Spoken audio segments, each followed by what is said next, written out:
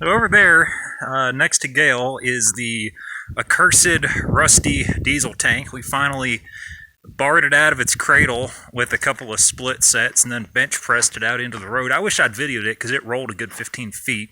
Almost took out the shitter! Yeah, it did almost take out the shitter. And then this started coming out of the bottom of it. I've never before seen off-road diesel turn purple.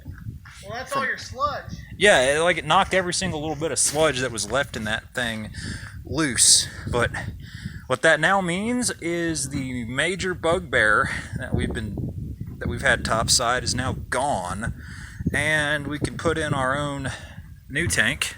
Just that little 55-gallon drum for now, but it holds water, and it's got an all-new inline filtration system. We're going to hook up a barb fitting to the generator, probably jump the generator, and we might just have that thing started today. It's finally looking up for this. Just real quick, I warrant this looks kind of ridiculous. But I have a 55-gallon drum with inline filter, ball valve, fuel line, etc. Runs over to that 150 kW turquoise genset. And we pulled the batteries off the genset because they were deader than dead. Bring them back to town, charge them up, and hook them up next time. Hopefully it'll run. So I'll be seeing a little bit of a time break between this part and then once those batteries are charged up and we fire it up. But that'll be a real exciting day. So this is going to look like an instant transition for y'all, but it'll probably be a couple of weeks. Unfortunately, we don't have any video of it, but Pecos was able to get this genset to start. Problem is, it would not go into the run position. It's supposed to stick in that position. It's got a remote, stop, run. Well, see how it's not going into that run position? Well, $42 and however many cents later. See? It actually goes into the detent. So I gotta take the panel apart, consult my reference pictures from before it was disassembled, then get the batteries hooked back up and try. These are brand new batteries, so you know, we might be a little bit of a backwoods outfit, but we do still understand lockout, tagout.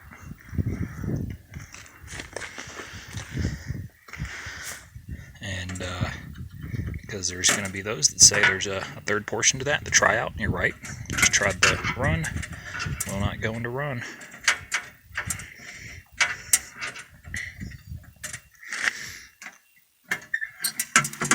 There we go.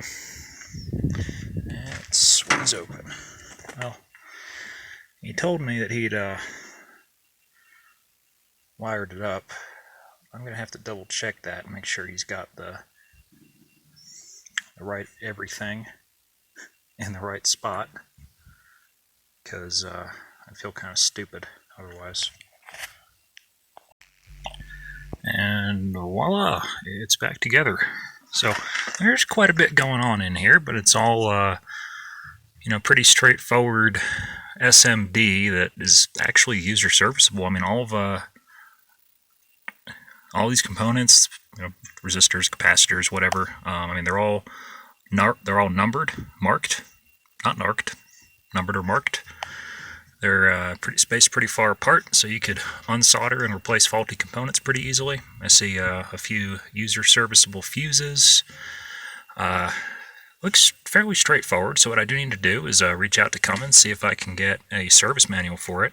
I already talked to their parts department to get that switch ordered, and my hat goes off to Cummins. They were really great at helping me track down parts. They even sent me a free parts manual, and it wasn't too expensive and shipped quick. So yeah, my hat goes off to Cummins for standing behind their stuff. Apparently this is a 1986 genset, so it's just a couple of years younger than IMCO down there. I like this 70s and 80s technology. It tends to be fairly well thought out. Go ahead and pull my lock and hook the batteries back up, see if I can get her to fire. Open our fuel cutoff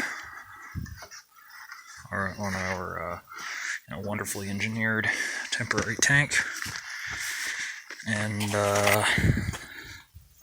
check she's got oil. Contact.